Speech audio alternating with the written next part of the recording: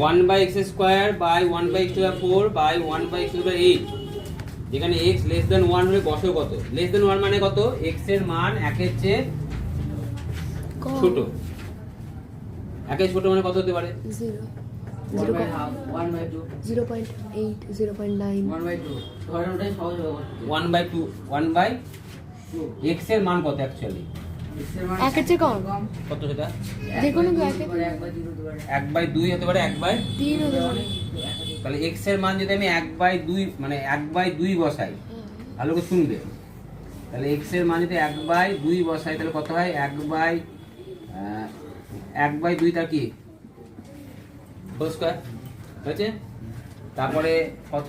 1/2 এর কি whole to the power 4, 1/2 to the power কত? হোল টু দি পাওয়ার 8, বুঝা গেল? তাহলে এই দুইটা কোথায় যাবে? উপরে ওপরে 2 এর স্কয়ার, তারপর 2 টু দি পাওয়ার 4, তারপরে 2 টু দি পাওয়ার কত? 8 ধরে নিলাম। তাহলে গসক কত দাঁড়ালো?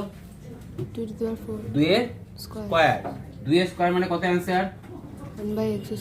1/x²। এবার যদি বলতো যে x এর মান ইজ গ্রেটার দ্যান 1,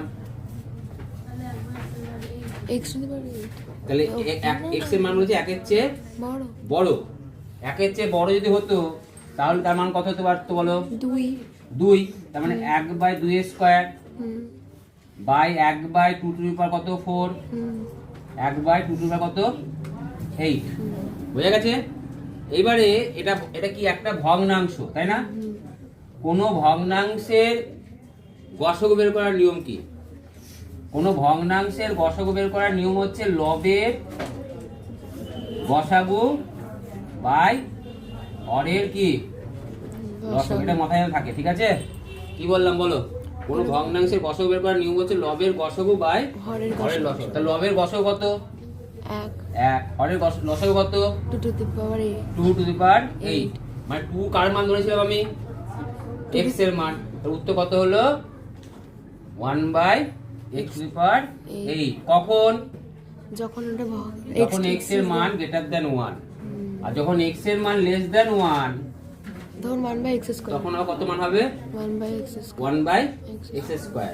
ক্লিয়ার হয়েছে? বুঝা গেছে?